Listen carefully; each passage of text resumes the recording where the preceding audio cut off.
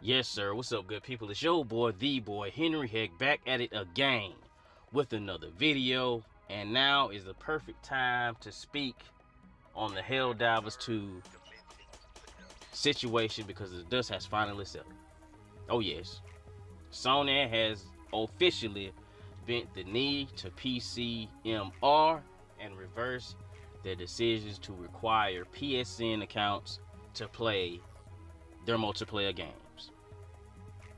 I found this whole situation to be interesting because the links that the PC gamer went to call Sony bad and evil and that this shouldn't be a requirement is crazy.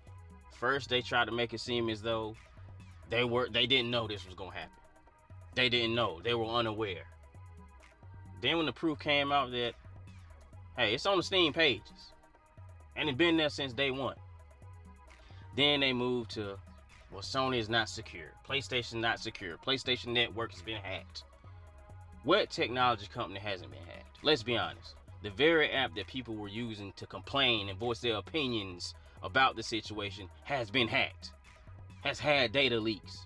Cell phone providers, data leaks. Banks, data leaks. Yet people, day in and day out, continue to input their personal informations.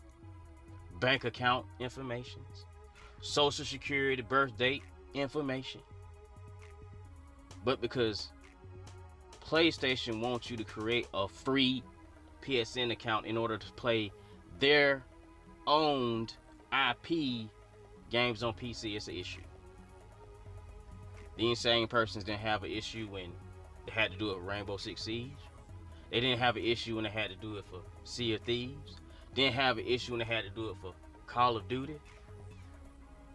Didn't have an issue when they had to do it for Grounded.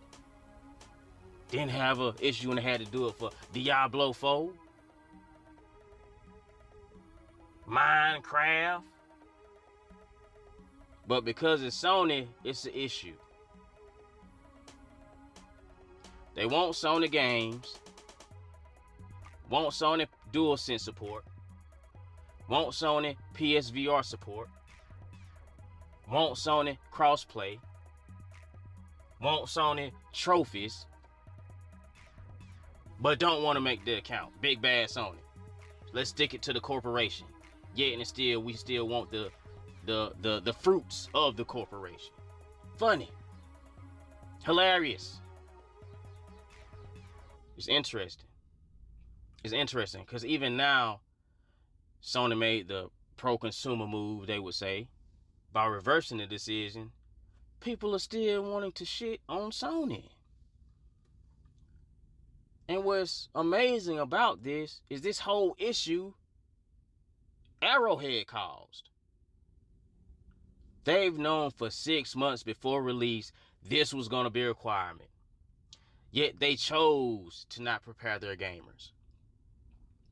Upon release, when the linkage was disabled, thus making the game available for purchase in restricted regions, they made these decisions. They chose to do that. It's on record, they said. The director said it himself. Then, 3 months after release, they chose to not ensure that their fans knew that this requirement was coming. They chose it. But, big bad Sony. This was all a miscommunication brought up because Arrowhead did not do their due diligence. And then they sit here, allow Sony to catch all the flack, when all Sony did was, hey, 6 months beforehand, hey, all multiplayer games are going to require this. They're going to require it. Well above ahead of time. Right? And now flash forward to today. PlayStation getting backlash after Arrowhead Studios, community managers, weaponized the audience to go review bomb the game. Which I have a whole, I got a theory. I'm gonna make another video about that. But I got a theory. You know, but they weaponize the audience to go bomb the game, thus getting the decision, you know, reversed. Your typical death threats and etc. that was going on from the PC master race, mind you, threatening developers' families, and you know, making it hard on the mental health of the Arrowhead Studios. I just find this amazing. You know, again, Sony PlayStation put these games over here for PC because they asked for them. Give them DualSense support because they asked for it. Cross-play with these games because a lot of these games, you know, with the multiplayer, you want a large pool of players. You know, just having something just only on PC, a shooter or whatever, a lot of times don't really work out well. The guys over there that play the PC centric shooters, they're gonna usually stay over there on your Counter-Strike or your Valorant, you know, and be hyper competitive over there. You know, they not going. Those guys ain't generally gonna come over to another relatively unknown game. They have their Tarkov. I couldn't even get it out just then. Tarkov. You know, they gonna stay over there and play that. You know, so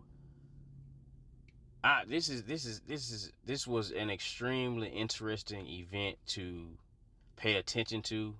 You know, because at every twist and turn, people look for a means to blame Sony. Big bad Sony. But you're a terrible company, but we want all your stuff. Even though you're only asking